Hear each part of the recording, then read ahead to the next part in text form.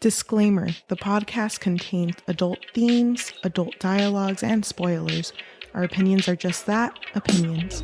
We're not bashing any of the creators we discuss, and we are not bashing you if you perceive things differently than us. Listeners and viewer discretion is advised. Hello, and welcome to this episode of Story and Things, a storytelling podcast. I'm your host, Cheli. And I'm your host, Yajaira. And we are here today to talk about a very special book written by Taylor Jenkins Reid, The 7 Husbands of Evelyn Hugo. I'm so excited to talk about this with you specifically. Just with you. Thank you. No, you. Season 3. Stop. We're on season 4 now. We're on season 4. I'm sorry. We're moving on. I hate that we make references to our own episodes that probably are not going to air in order. So it's like, damn, when you get to that specific episode, it's going to hit. It's going to hit so hard. Then you're going to be like, oh. They're like 40 episodes apart. Oh, that's why she was referencing Eminem so much. Now it makes sense. So I wanted to ask you, did you have any idea what this book was going to be about? What was your guess? I have a guess. Or what had I thought? A guess, sorry. Or what you thought? What I thought, yeah. I read the first page, and the first page was written as a newspaper clipping. And I was like, oh, we're reading a mystery. She's going to kill her 7 husbands, and I'm going to figure out how she did it. I thought it was just going to be that, because it's framed in a way where they're talking about her 7 husbands, and she's recounting it. I thought it was going to be us figuring out how she got rid of them. Same. And I was kind of down for it. I thought so, too. I was like, oh, this is a mystery. But can I be honest with you? I reread that first newspaper clipping like 4 times because I couldn't get into it. I don't even remember the first clipping, to be honest. I don't either. After her first husband, that's when the ball was rolling. First husband who? He was nothing to me. Ernie? Poor boy. Okay, so I wrote a whole summary for this, but you feel free to jump in whenever you want, okay? Let's start off with the summary. So this is a historical fiction novel that centers around a fictional old Hollywood star named Evelyn Hugo. And in present time, she's 79 years old, and she seeks out Monique Grant, who is an unknown journalist working under Vivant? Vivant? Yeah, Vivant. That sounds better. And she's not unknown. She's just a rookie, kind of. She barely started, and she was hired for Vivant because of a very good article that she had written once. So she really only has one article. She only has one thing under her belt. Okay, whatever. Not unknown, just a caterpillar in its pupa, getting ready to blossom into a beautiful butterfly. You're so right. Thank you. Okay, go ahead. That's Monique. She seeks her out because Evelyn is ready to tell her life story. And basically she wants Monique to write her biography. And her life story is much different than what the public has assumed.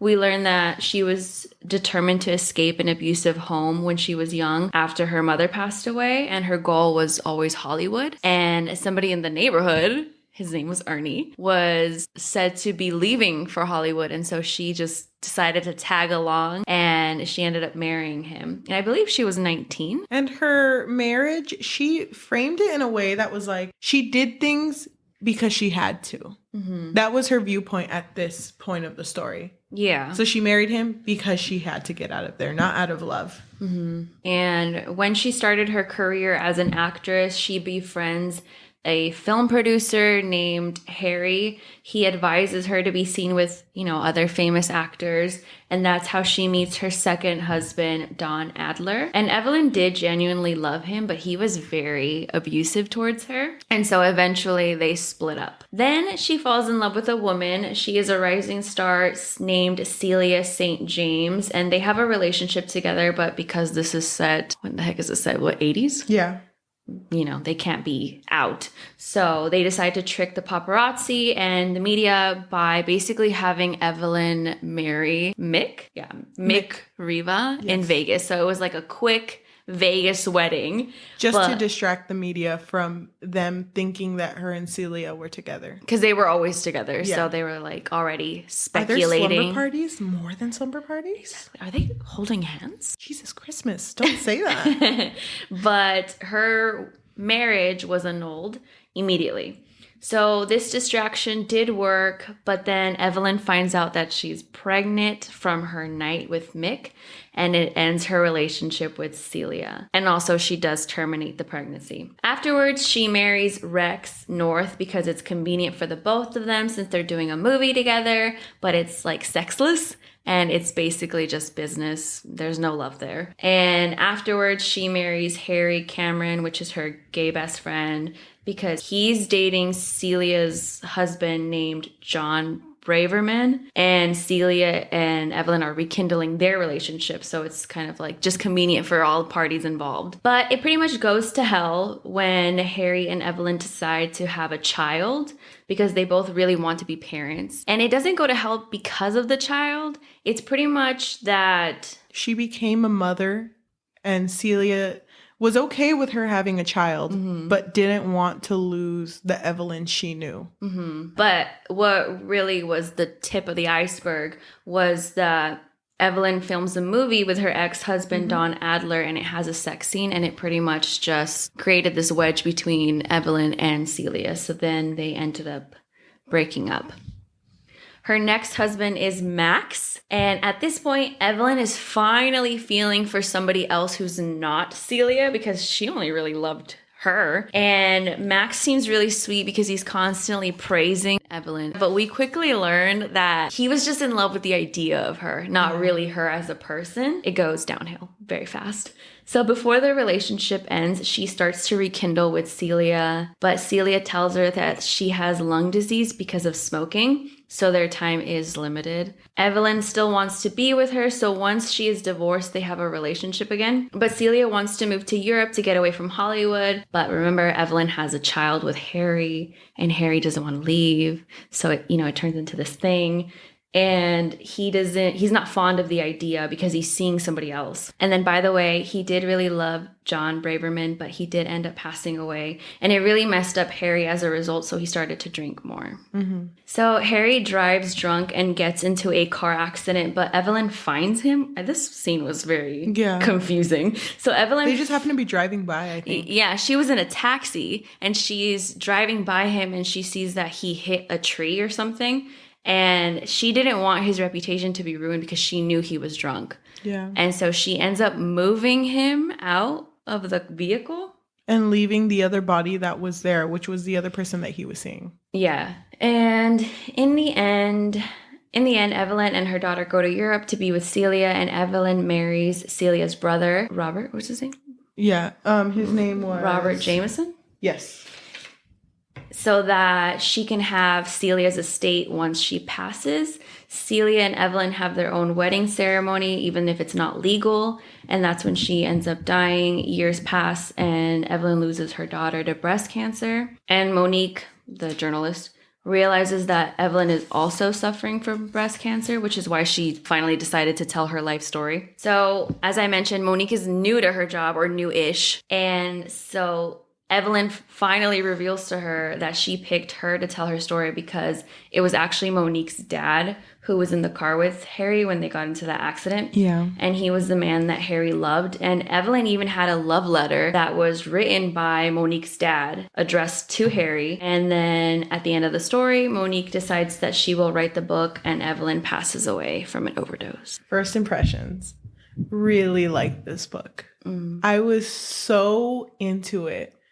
And I don't like guessing in books. Like, I don't like being, like, guessing the ending. Oh, I hate it, too. Which is so funny. It's like a spoiler. You're spoiling it for yourself. I don't think too much. Just enjoy it. You know what I mean? It's funny because people hate that I don't guess. Yeah, my brother is like that. Oh, my God, I freaking... Not to go on a tangent, but I hate watching things with my brother, my older brother, because he'll always be guessing things. Did you ever watch Happy Death Day? No. But did he guess it? He guessed the killer immediately. And I was so annoyed because even if it's obvious, I don't want to guess it because I want it to be like more enjoyable for myself. And my sister does that too. And she'll just, I'll be watching it and enjoying it. And she's like, watch this person be evil. Watch this happen. And then it happens. She's like, I knew that. And I'm like, I don't care that you knew that. Let me enjoy it. Let me just have a good time here. Yeah, no, I don't like it either. That's how I felt about this book. I really enjoyed it, and I was just letting myself enjoy it. And I was listening to the audiobook. I feel certain ways about audiobooks, not to go off on a tangent too, but I feel like I enjoy things more when I read it.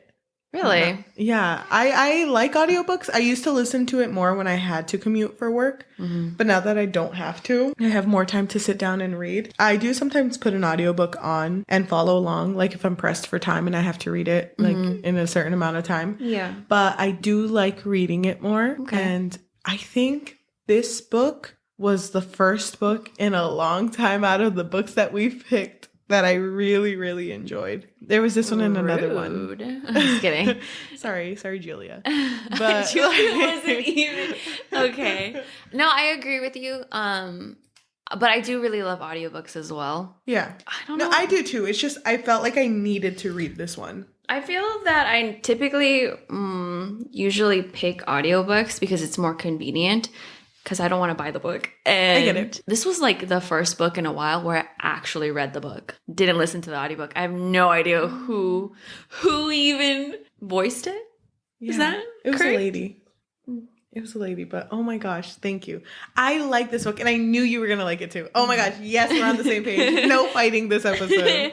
Unlike the previous one. I'm sorry, It's but okay. oh gosh, thank you. I feel like I have to thank you for liking this book. Thank you. I tried really hard. No, I'm glad you liked it Did you too. pick it? You picked it. Mm-hmm. Oh, thank you for picking it. You're welcome.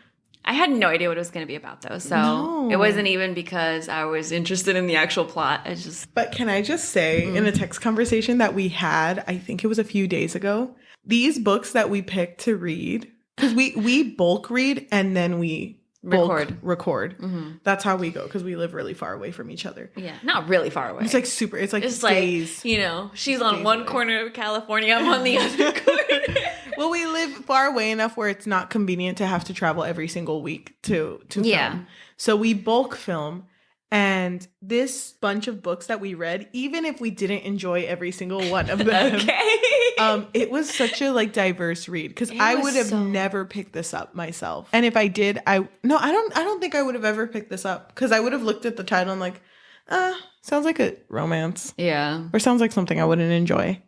So I'm really glad that you picked it. Yeah, I really enjoyed it a lot more than I thought. And yeah, I agree with you. The bulk read that we did is so different. But it's fun. I liked it. It was fun. I liked it too. But yeah, my first impression, I was so hooked. I read this whole thing in one night. I was so involved with the whole plot. I cried like 3 times. Me too. I was so sad during this book. And it's so funny because I even wrote a note. It's on my ebook. I think it was during her conversation with Monique where Evelyn tells her that she won't be around once the book is out, something like that. I wrote a note that was like, damn it, this book is sad, isn't it? I was like already trying to mentally prepare myself. Yeah. Oh. I still wasn't ready though. I'm ready to talk about this book with you, to go on this journey with you. Thank you. Why don't we start by talking about some of our likes? Okay, you start. I love that this book was about her true love, which was a person she didn't marry. I really thought... did marry her. But Yeah, just, she like, did marry to her. them. But I really liked that it was about someone that the public didn't know. I didn't think that that was what this book was going to be about. And remember... in one of our episodes, I don't remember what podcast episode it was, where we were like, wow, I love reading LGBTQ books. Anyway, this is a straight book. It was Punk 57. I thought that was really funny. So it was a pleasant surprise that this book included, LGBTQ characters.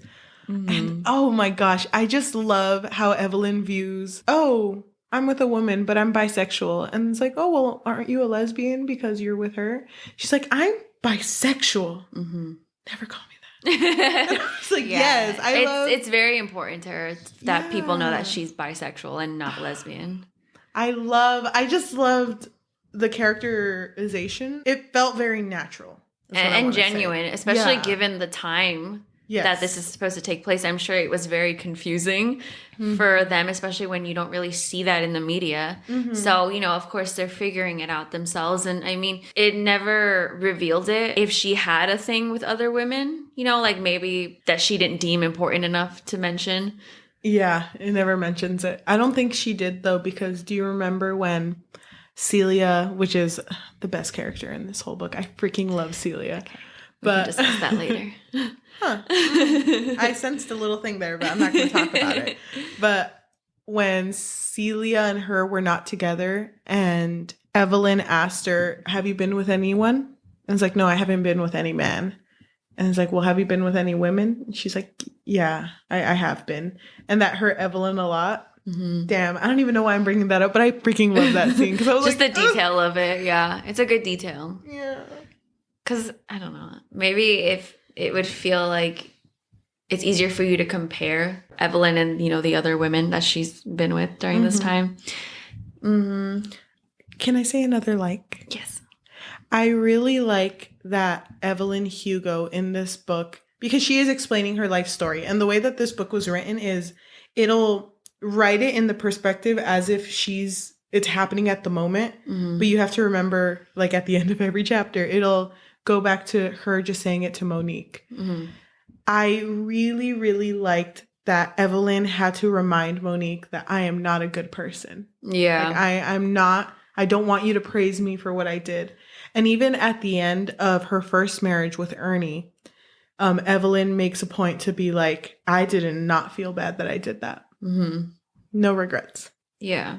Because especially for the life that she had during this time, she did things out of convenience. Even having to mingle with famous actors, and that's how she ended up meeting Don. Yeah.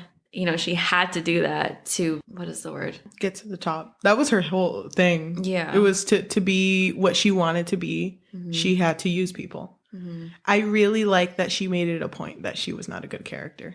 Yeah, although I would say that the suspense was killing me. I was like, damn, girl, who did you kill? I know. I thought from the first few chapters, and when Monique finally started to be like, okay, why did you choose me? I thought her dad was going to be her lover. That's who I thought. But then Celia was introduced, and I was like, okay, I have no idea why Monique's here. Okay, can I say what I thought was happening before she even revealed her life story? And, Monique came into Evelyn's home. I thought there was something happening between them. I was like, she's so young. I'm so confused. Because Monique was so, taken aback by Evelyn, and then Evelyn was really nice. And I was like, it was them? I thought it was them for a second, but then I was like, no, I don't think so. It can't be. It can't be. She's not Celia. Okay, but I didn't know about her. You know what's so funny? We already revealed that Celia dies at the end. Mm-hmm. But it was so funny because when Celia died, I was like, oh my God, she's dead. it hadn't occurred to me, oh yeah, Evelyn's been living alone for years. Yeah. I'm such an idiot for not noticing that. But I felt the same way though. It's still her to go through that with her. I just really liked Evelyn's personality. I mean, you kind of touched on it already, that she was very to the point, that she would say, no, I'm not a good person. But there was even another part, I don't know if you remember it, where... I do. I do remember it, where she tells Monique that she's basically not going to be here, right? She doesn't say why, but she tells her she's not going to be here. And Monique, of course, because she's a journalist, I'm not sure if this is her personality, but she kind of just repeats it. Now, not right away, but after a while, she kind of just says, yeah, because you're not going to be here. Just kind of blunt. And then Evelyn tells her, words have weight to them. You need to be careful with how you say things. She's not offended, but she kind of, I guess, educates her a little bit. Because she even educates her when Monique starts questioning her bisexuality. Yeah. She's like, did you even like men? Yeah, exactly. Or did you even love them? And she was like, yes, I loved them. I'm bisexual. That's what I really liked about Evelyn's character, was that she was very straightforward, and I'm so sad that she's gone. I really liked Harry. Oh, yeah. He was a good character. He was a very good character. He was husband number 5. The best but one. Also husband number 1 in her heart. He was her... What was he at first? An agent? Yeah. Or, because he also directed movies. He worked for the studio that she was in, Sunshine Studio. Yeah, he's a film. Are you okay? Hilarious. hello. I'm sorry, I crashed into this. Oh, I couldn't think of the word. It was something. He's a film producer. And he was the one who advised her to, start dating these famous actors to get her name out there. But it wasn't until I think after Don Adler where she was just with him and was like, you know what? You're my best friend. And he was like, shut up. What? And it was like, yeah, you're my best friend. And she was like, I never understood why you didn't try anything with me. You're the only person who's never tried anything with me. And he's like, you're not my type. I was like, oh, okay. But it's so cute because even when they get married and they decide that they want a kid, just like their marriage was so good because they were the only male marriage where the whole way throughout, they loved each other. Yeah. That never changed. And the way that they talked to each other, it was like, you're my entire life. Like, you're one person I can't live without. And I really liked when they decided when they wanted to have a kid. And she was like, okay, we're gonna do it. We're gonna have a kid because we both want a family. And then they were like quiet for a while. And she's like, you do know to have a kid, there does have to be like consummation going on. And he made that little joke that was like, even though I'm gay, there's always been a little part of me that's wanted to bed you since we first met. And she's like, I knew it. I knew it. I have that way with people, but like, I just thought their whole being, both of them, was so good. Yeah, I'm really happy that she was able to have Harry in her life. And that they were able to have a kid together. Yeah. I'm glad she wasn't swayed by the fact that Celia never had this goal to be a mother. Like, I'm glad that she and Harry always knew that they wanted to be parents, and that was it. Oh my gosh. Do you remember?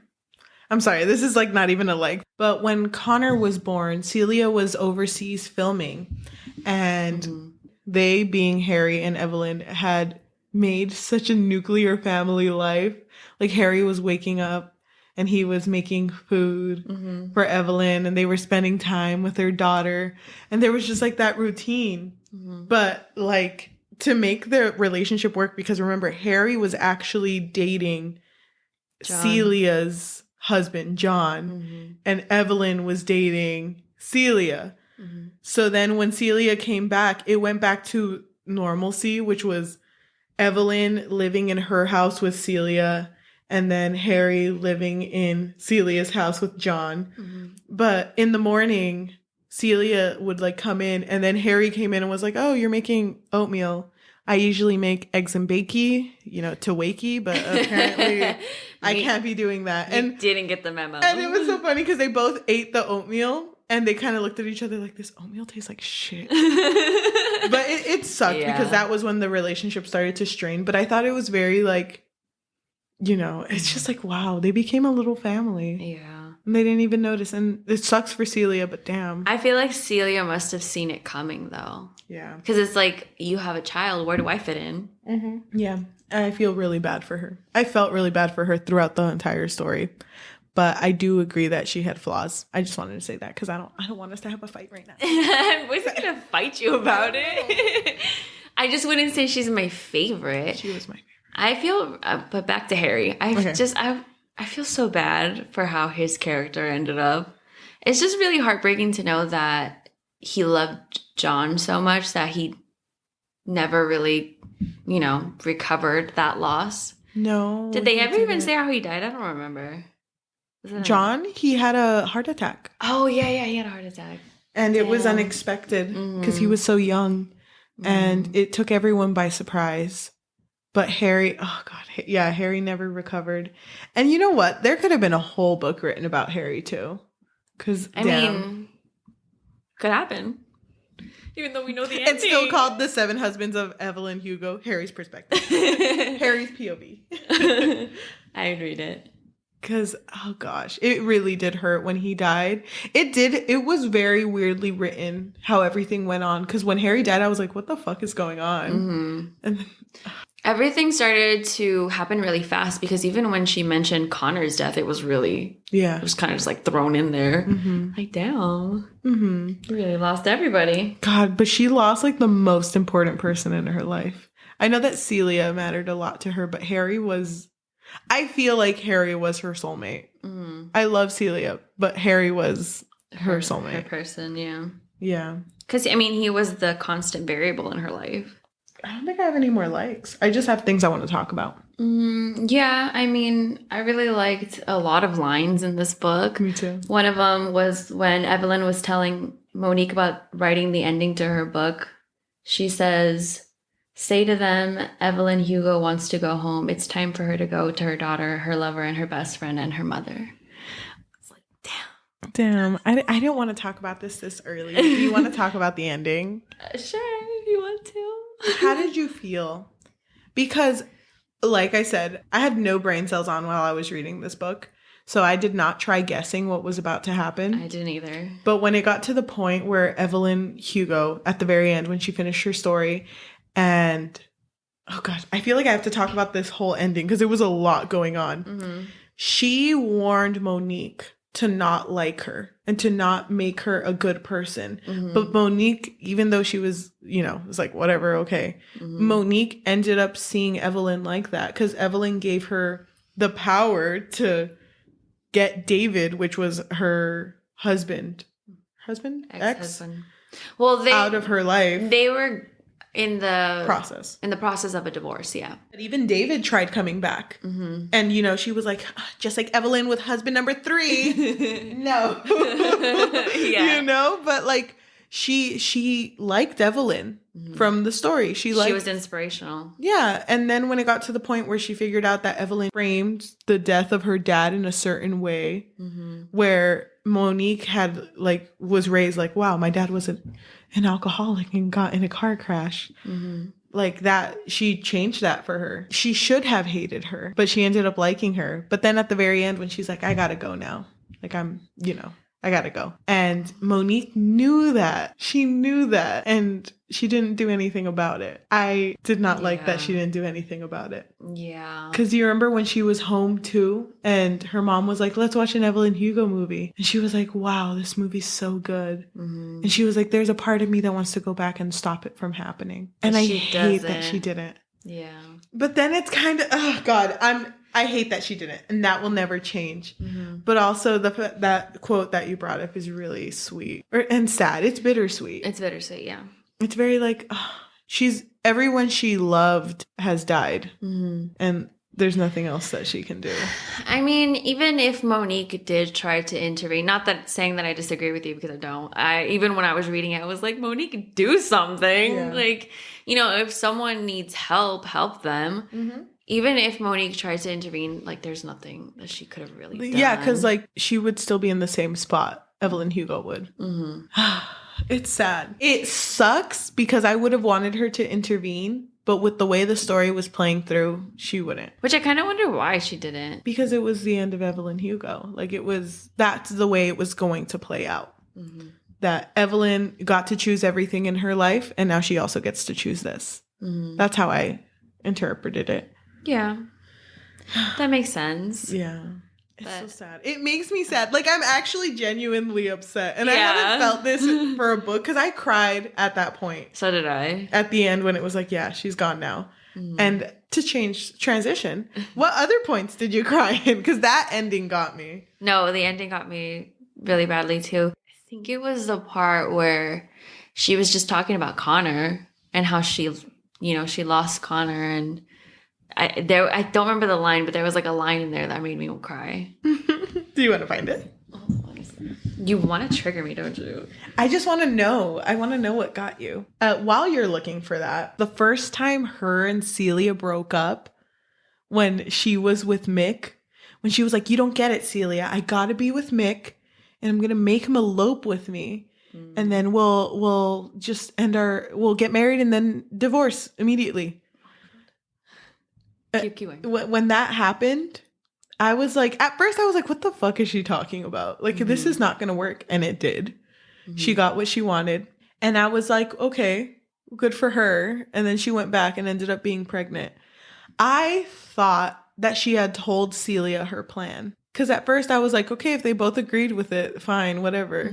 The fact that she didn't tell Celia her plan made me so sad. Yeah. But that was who she was. I feel like she just assumed that it would have worked out in the way that it played in her mind. Because the same with the Don Adler sex scene that they filmed in the movie. In her mind, it was okay because she was thinking about her fame. But Celia always told her too, like, that's just you.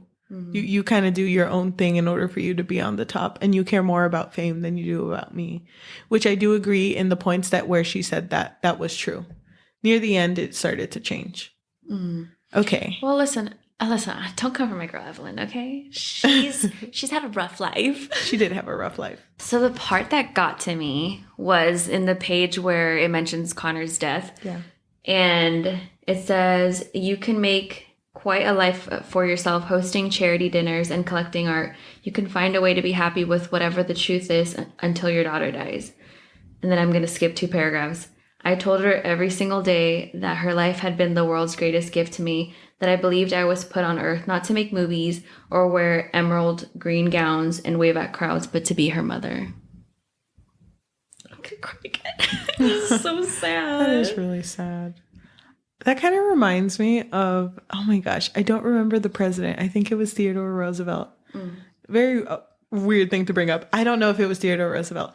It might be him. But there was one that kept a diary and he would just write about like his everyday life. Also, if I'm wrong, please Don't at me. please do tell me, but please be kind because I don't remember where I heard this. But basically, he wrote in his diary every single day. And then when his wife died, his last journal entry was the day she died and was basically, my life has ended. And he never wrote again. Aww. And it's like, oh, fuck. That gets me. Yeah. That really gets me. Through Connor, she became a better person. I think she really needed Connor in her life. And Connor was so good. Yeah. Connor just went through a lot. I mean, that part really got to me just because I was not expecting it at all. Even though there is a part when she's talking to Monique, she does mention that something along the lines of people in her life can't say anything because they're all gone. Yeah. That's why she's going to be honest because nobody can refute what she's saying. Yeah. It didn't hit me that even her daughter would be gone. Do you think at any point Evelyn was lying? The whole time. Just kidding. I know. I only had one husband. I never got married, actually. This is why I hate the unreliable narrator trope because I'm like, is this the trope? I believed you. I know. I don't think so. I don't know. I trust my girl. I think out of all the things I've ever read, I do believe her. Just because everyone is gone, I feel like there's no point in her lying. I don't think she has anything else anymore.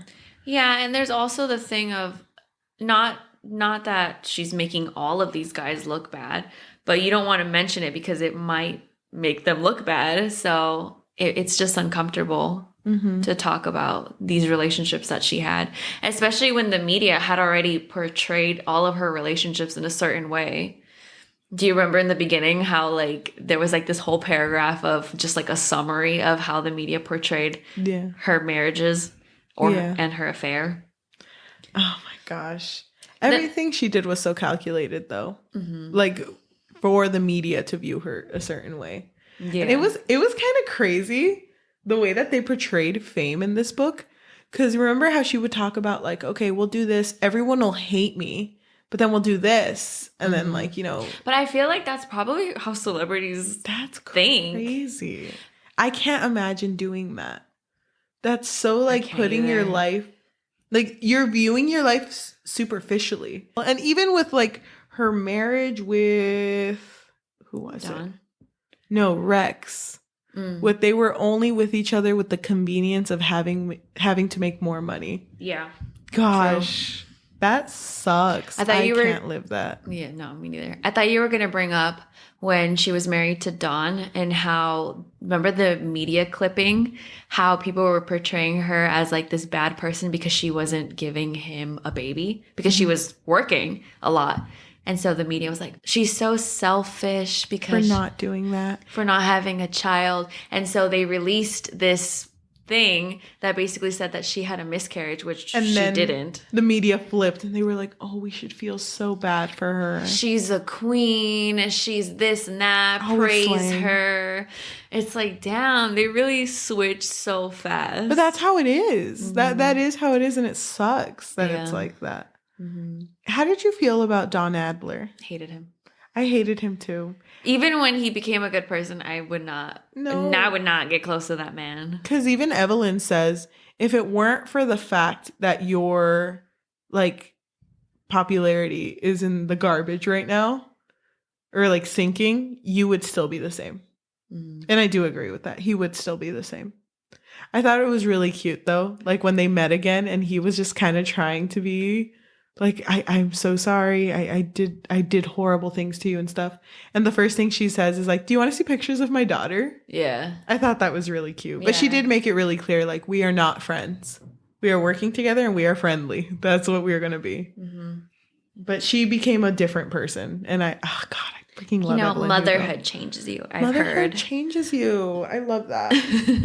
Did you want to talk about Max? Her marriage with Max.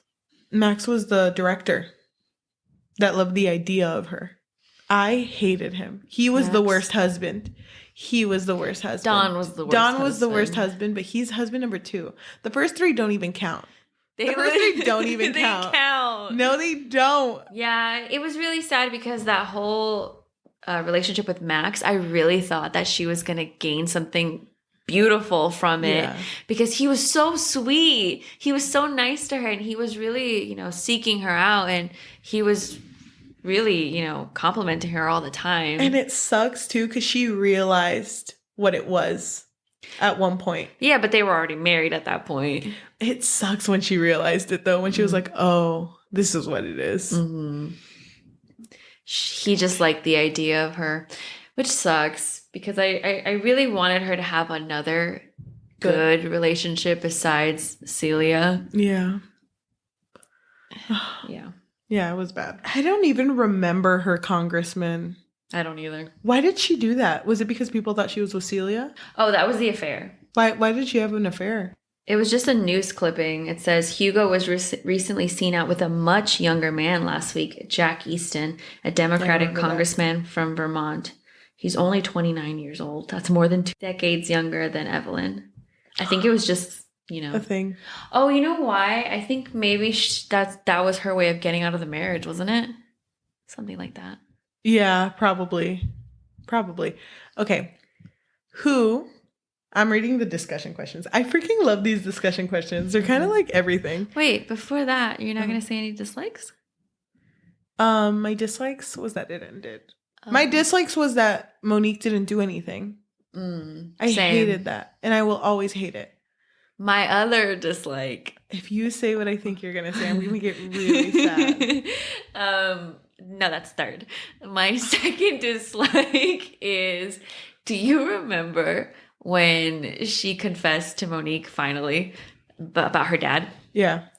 It really hurt me that Monique told her, I'm glad that everybody you love isn't here anymore or something like that. Yes, I do remember I was so hurt by that. I had to literally put my tablet down. I was like, damn, that burned. You counted that as a dislike? It's kind of a roast, though. She roasted her. I mean, she did kind of. I didn't like that, though. I didn't like that. Roast. I didn't like what that said about Monique was hella mad, yeah. I mean, I understand why she would be mad, but, you shouldn't say that to someone who literally lost everybody in their life. Yeah, I get it. My other dislike, you guys can't see Cheli, but she looks disappointed. Can I just say it before you say it? I just want to say something just to clear my name before you just demolish me. Hold on. I know that Celia is not perfect. I know that. And there's one thing that irked me about her. And it was about how she always assumed. And I think Evelyn brings it up once. That it's like, when I'm in love with Celia, I'm bisexual. But then when she's not confident, I'm straight. Mm. And I was like, damn, that kind of sucks. I know that Celia had flaws. I know that my girl had flaws. But she's still my girl. Okay. Thank you. Go ahead and roast her now. I mean, you pretty much said it. That was it? Yeah, I mean, I didn't like that Celia diminished her bisexuality. Oh, no, I hated that too. I mean, it happened a lot in the beginning of their relationship, or at least when they would fight, where she would just be insecure about it, which I understand because I don't know if she was that experienced as well, but I just hated it so much because, I don't know, I just didn't like it. It made me uncomfortable. Yeah, but then also it was back then when, you know, there was no labels for anything. You know, because even I think Evelyn mentions it once, correct me if I'm wrong, that that word bisexual didn't exist back then. And she does mention that, like, now I can say I'm bisexual. Yeah. Because back then it was like you're either straight or you're not type of thing. Mm-hmm. But yeah, Celia was very hard-headed. Mm-hmm. So it was tough to get through to her. I think Evelyn mentions that too. Yeah, I highlighted this part that said she liked to ignore the fact that I had truly loved Don Adler once. She liked to ignore the fact that I had made love to men and enjoyed it. She liked to ignore it until the very moment she decided to be threatened by it. That seemed to be her pattern. I was a lesbian when she loved me and straight women when she hated me. Yeah. Damn. I just wrote that their relationship was kind of toxic sometimes. It was kind of toxic, but I mean, they were with each other through the hard times. It ended really well for them. Yeah, luckily. Thank God. I can't believe her brother was just down, like, oh yeah, I'll marry you. Yeah. I know. No, yeah, that's cool. Like, just be with my sister, I guess. I'll just look at the ocean sometimes. Like, he's like, it's fine. No, I want to be in Europe anyway. but he was such a good stepdad. Yeah, him and Connor had a really nice relationship that Connor actually started to see like him as a father figure. Yeah, that was really cute. It was really cute. I forgot about that. You know what's funny? One of the discussion questions is, do you trust Evelyn as a reliable narrator? Because what if she was lying? What if she's like, I'm about to fuck this life up. Everyone, I'm out. Let me make some shit up. Like, what if she did though? The only truth was Monique's dad. Oh That's my it. God, I know. Everything else is a lie. Yeah. Oh my God, I'd never trust again. Never trust. Never trust again. The sequel is like I'm back, bitch. The closest person to whoever the like last person that was alive was. Yeah. Just like evidence everywhere. Like, this is why this is a lie. Yeah, I actually was there the whole time. It's the maid. Yeah. The maid of the 7 husbands of Evelyn Hugo. She's just been working around. She's like, I worked for Evelyn the whole time. And she lied. I'm Donna and I've been there. Look at the receipt. Oh my God. I don't think she's unreliable. I don't think so either. She better not be. I also love that you already knew what I was going to say. Kind of weird. I knew it. I remember reading that part and thinking like, oh damn, I got to mention it before Yajaira does. And I know it's gonna incriminate my girl. I know what she meant. I understand that times were different. That's what I mean. No, I understand. Sorry, some of these discussion questions are really good, but some of them are like, how do you feel about Evelyn's cosmetic surgery? Did it jive with you? I can't even see it. How did you feel about it though? I feel indifferent about it. Actually, I feel like I would have liked Celia more if she didn't get cosmetic. Imagine, like, it changed my whole perspective. You know what? It just says a lot about her as a person, and I don't know if I vibe with that anymore. Yeah, I don't know. No, I really don't care. Yeah, I don't care either. They were okay discussion questions. I really love that book clubs are coming back. I know. Read Evelyn Hugo's life story, please. Right here. Thank you. Here, you can take. Come on. Come here. So I have a book. Ew. It's me under a tree. Come here. Stop. I'm comfy. Who was your favorite husband?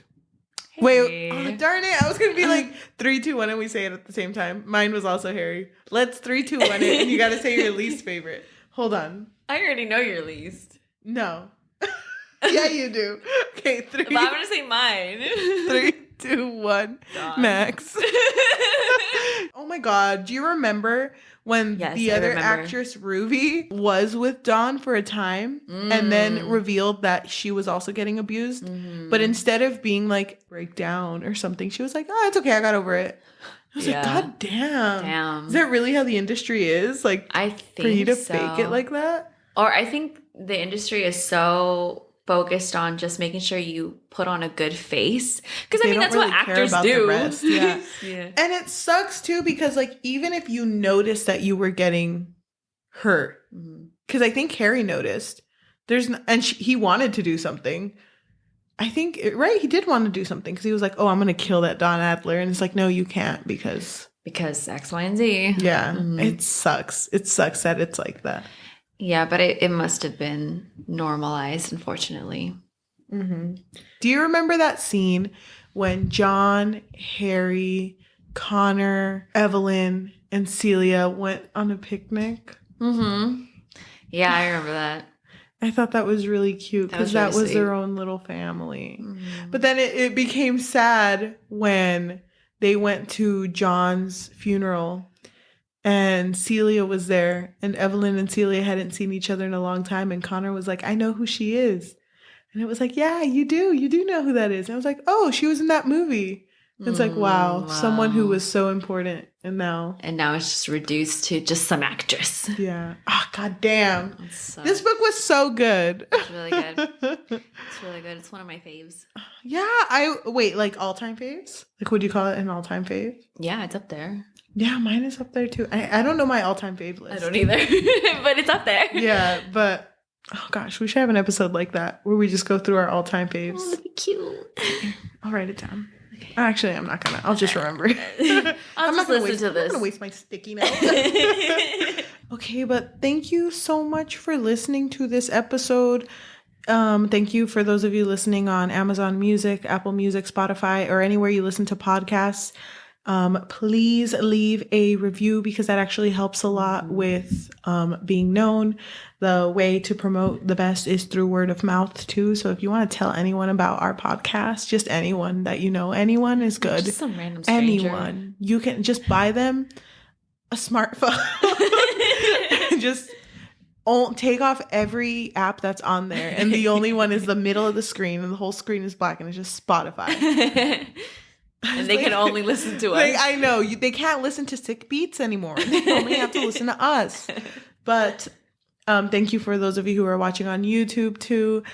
Please hit the notification bell, because apparently that helps a lot with being seen on YouTube. And please leave comments, leave reviews. It really helps. If you want to talk about how much you hated Don Adler, I'll be there with you. Mm-hmm. And how much you love Celia, my girl. I will also be there with you. Or not like Celia. I don't tolerate Celia. I don't think there will be too much of those. But thank you so much for listening. Before we end, we will be reading a review. Mm-hmm. Oh, before the review, what do you rate this book? I think I would rate it a 4.8 out of 5. Damn. I think I would rate it a 4.8 also. Oh my God, tell me. It was a really good book. Good, and I am hella going to recommend this to people. Same. Okay. Thank you so much for listening. Let's go ahead and read a review. I will roll the die.